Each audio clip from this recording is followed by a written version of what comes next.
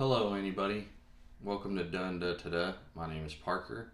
We are going to be continuing the adventures of Gahzaad, told by my friend Hunter, the Dungeon Master. He left us on a cliffhanger after fighting these alligators in the bog, about to fight a shambling mound that is inside what I think used to be a grove of this dying area of nature. Something evil has touched it and is rotting it away. It seems like there's these roots and bushes and mud and gross and trees that are dying inside this grove, or what used to be a grove. As we start walking up to it, these roots start moving and forming some sort of body, and as it's standing up, it becomes a huge creature that has limbs and heads and stuff just coming out all ends. It's so dense that we can't see through it. It just seems like a solid mass of body and roots and stuff. So continuing on with our story of, we start out the day as you should, rolling initiative, which just tracks in the order of your turn in battle. We start out with Colonel, played by Jeremy, Sam Squanchington, played by Justin, Skitters, played by Sarah, me playing Snaps, Shimmershell, and Panther Lily played by Steven. In between me and Panther Lily is the Shambling Mound. This Shambling Mound is a little bit different. It spews out zombies every turn, 2 at a time, I believe.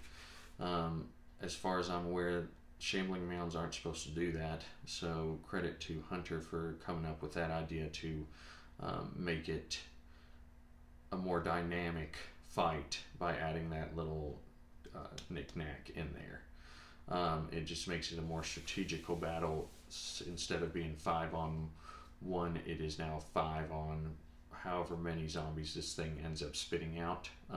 My main goal is to take the Shambling Mound down, so the zombies and anybody fighting them was a blur to me. I actually made that comment to Steven, that when he was taking them down, I had no idea what he was doing, because I had this huge creature in front of me. We also have a new guest, Megan, who is playing Smoosh, a half-orc barbarian. He isn't stuck inside of the Shambling Mound at the start of this battle all the way up until round 5. Mainly the fight started out with the 2 faraway shooters, or rangers I believe they both are, shooting at him. Sam Squanchington running up and missing all of his attacks, it seemed like, all night. He probably landed 2 hits in the first 5 rounds before actually picking up his rolls and being able to do some pretty meaningful stuff for as far as the session goes. My job was to attack the Shambling Mound and keep its attention,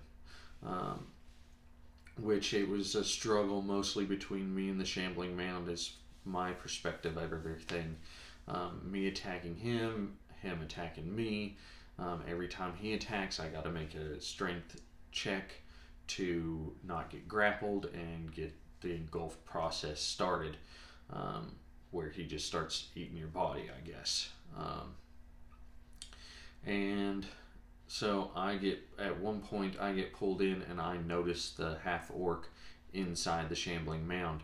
I do not notice or feel any kind of evil coming from this orc, so it is now Snap Shimmershell's mission to get this living creature out and safe. More important than Jeff, because I haven't even seen Jeff at this point, which is our main mission, to get him back to Quetzalcoatl a guild that we're attempting to join. So at one point I get pulled in, and instead of attacking, Sam Squanchington decides to try to pull me out of this shambling mound, and I am able to get out, but I use my next turn, which I have advantage on these rolls, to try to pull this orc out. To an advantage is just something I got from, I think somebody else had just tried to help me, or tried to pull this orc out with me. On my attempted rolls, I got 2 attempts to pull him out on for my 2 actions that I get. I rolled my first one and I failed with like a 5 and a 10, and on my second attempt I rolled with a 1 and a 2, and luckily with advantage. A 1 is a critical failure. For anybody who doesn't know, that just means that at any given point, that can make things worse. Like I could have pulled Sam Squanchington in, who was helping me, I believe, into the shambling mound. I could have fell into the shambling mound. I could have pushed the half orc further into the mess of roots and nasty. It doesn't really matter. Anybody who doesn't know, it just can make it worse. So instead of rolling with a 1 and a 2, I used an inspiration token, which is just something that the DM will give you when he deems it necessary that you did something spectacular, and mostly entertained him, I would imagine, is why I give out inspiration when I'm DMing. So I use my inspiration and I'm able to pull this orc out. For whatever reason, the group decided that we needed to know penis size.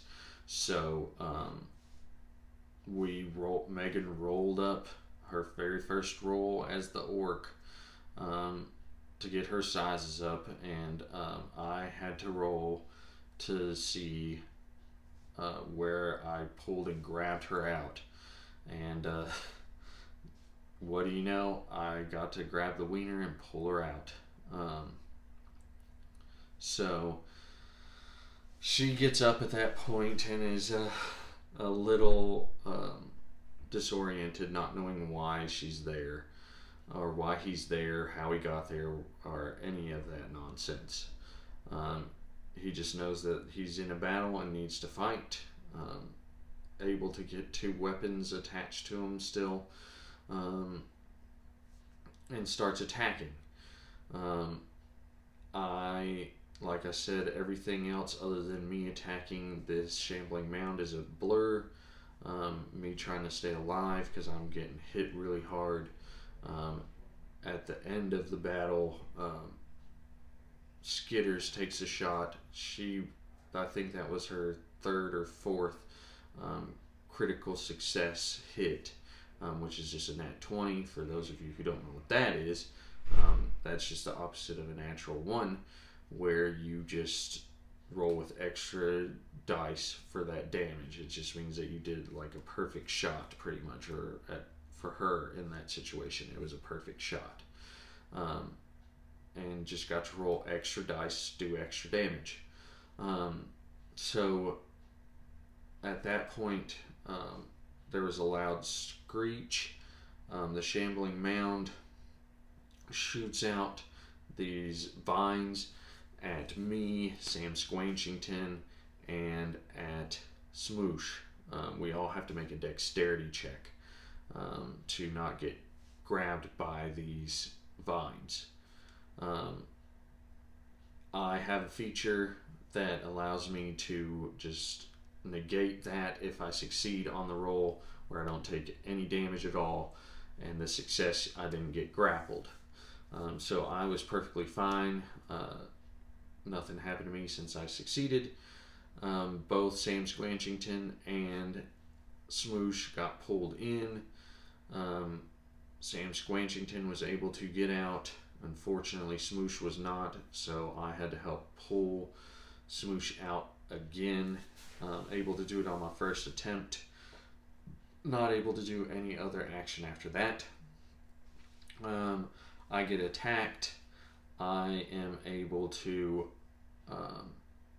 not get grappled again, and then at some point I was down to 1 HP, and Skitters takes a shot, dealing another critical hit, causing this creature's like chest to open up and show like some like ball of like obsidian or something. It appeared inside its chest, and after Skitters was my turn to attack, so I decided to blow the load and do everything in my power to destroy this creature.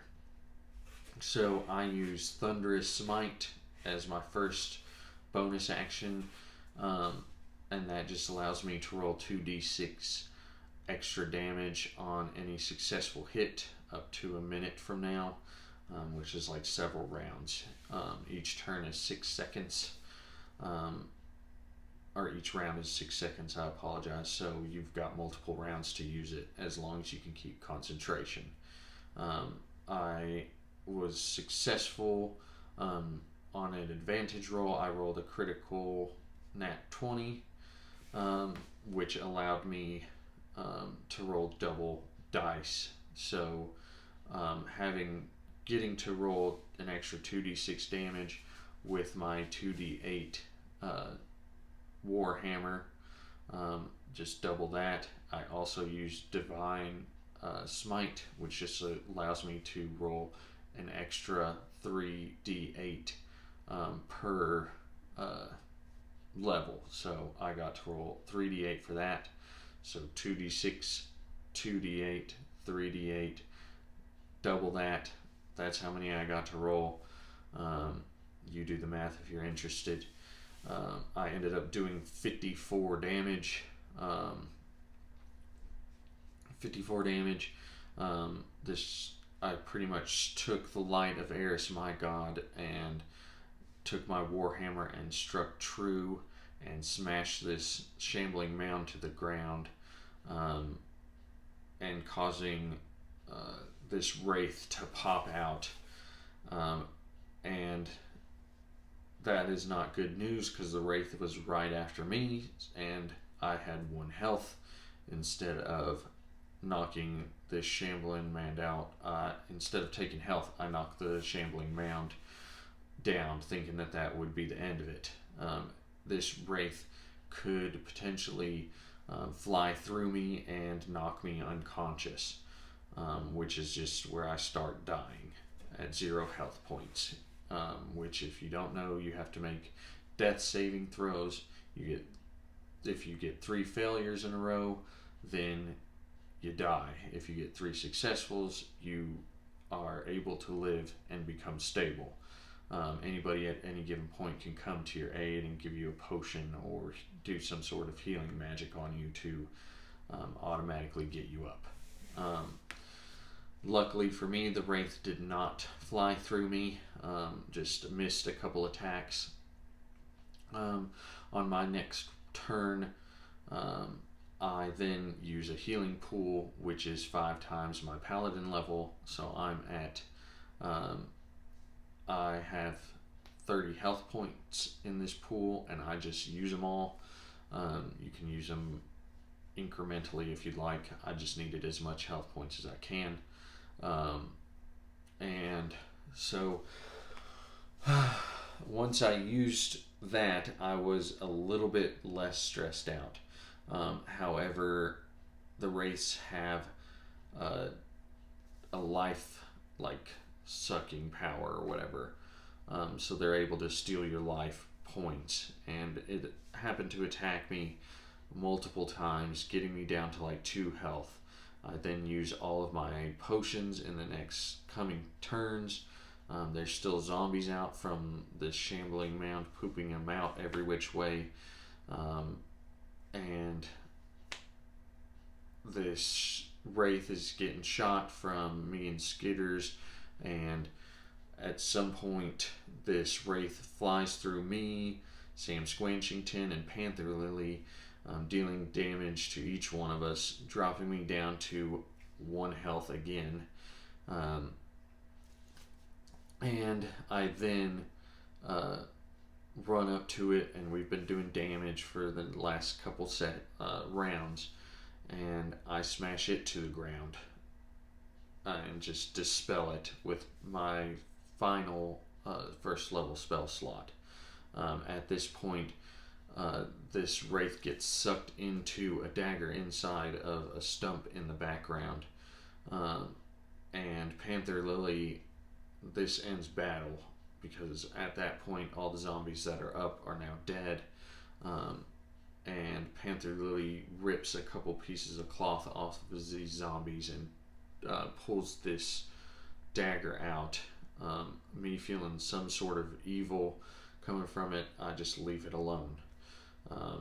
I then go to the stump and set down a prayer bowl, light some incense, and start doing a 10-minute prayer to help consecrate the grounds and attempt to get any of this evil out of the area, which it succeeded.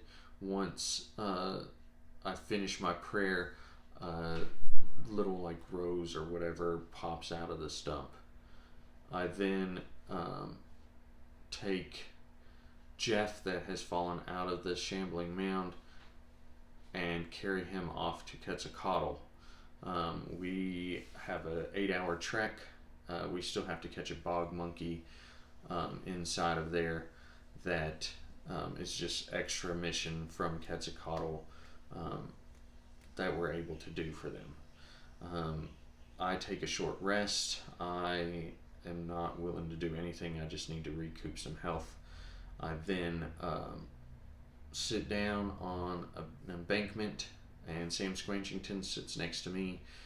He is the only one able to get a bog monkey, which is appropriate considering that he is our only druid and can talk to animals. He gets good berry, casts good berry, and reels one in and becomes friends with it, and it then just travels with him, I guess, from now on his shoulder.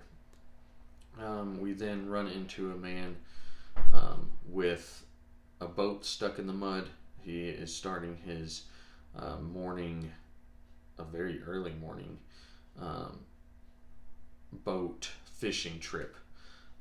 It's stuck in the mud. Me and Smoosh then get him unstuck and send him on his way. We then are continuing our trek.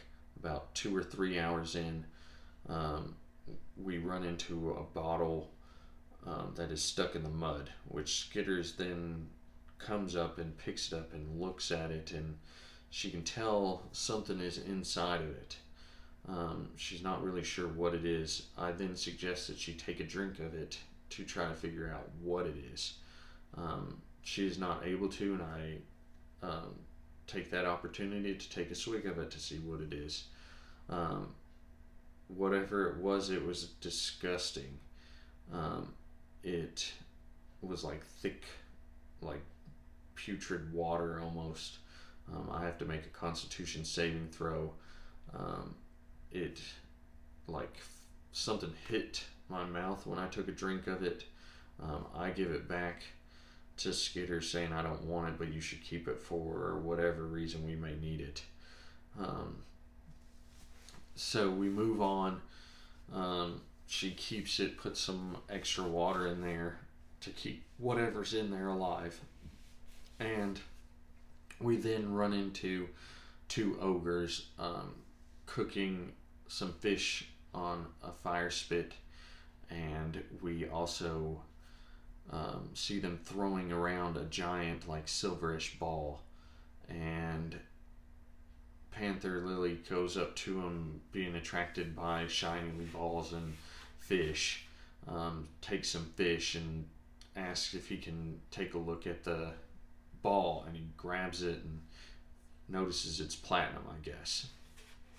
And he asks if he can keep. The ogres are like, no, no keep. You tell a story or do trick, and you can keep it.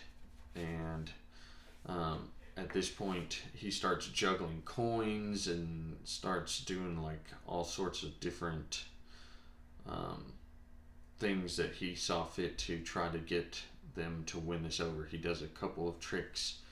One of them is like throwing the ball but keeping it in his hand, and one of the ogres was tricked and ran off into the bog to try to find where it went. He then pops it out in front of him. This continues on for a couple of minutes, and he's able to keep the platinum ball and move about his day. We then get back into Quetzalcoatl at this point, and our first mission is to return Jeff to Sazak, the leader of Quetzalcoatl. Quetzalcoatl is just a druid circle that we're just trying to join their guild. And it being around like midnight at this point, the leader is in his quarters asleep.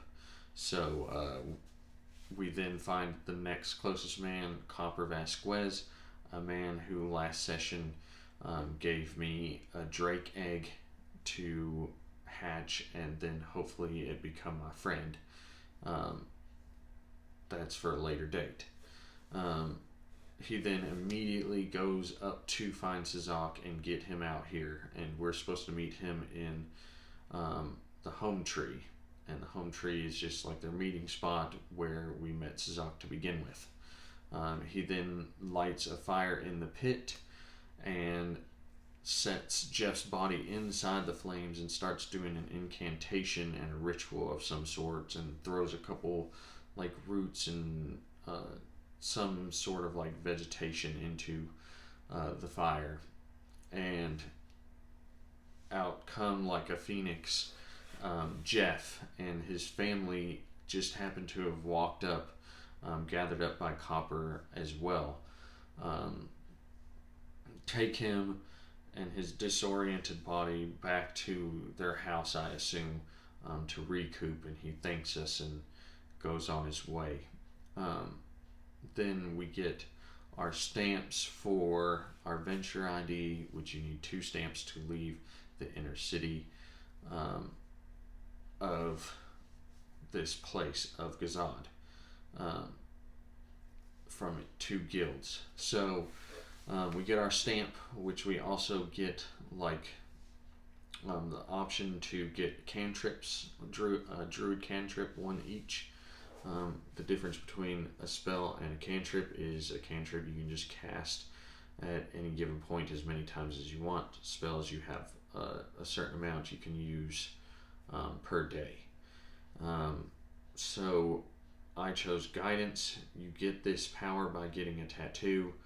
I chose mine on my tongue, which is just the symbol of Eris, my patron god. Everybody else chooses something else. I'm gonna have to gather that sort of information and get back to you guys on what everybody else got. My main goal, personal goal, is to get this drake egg hatched and trained up, and I need black wood, which is a very strong wood that I need a special kind of metal axe to cut through.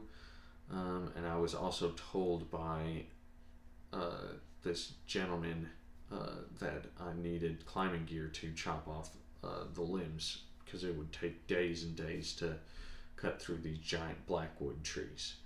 I then come to find out later on I don't need climbing gear. I can just send somebody up there to climb in my group to use the weapon.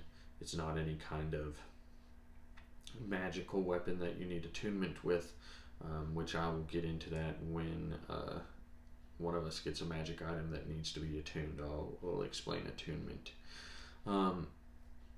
So we go to our trading district of the city and try to figure out what everybody needs, which mostly all we need is just a couple pieces of armor for the orc, I believe, because he was naked the whole entire time that we were walking through the city and all that.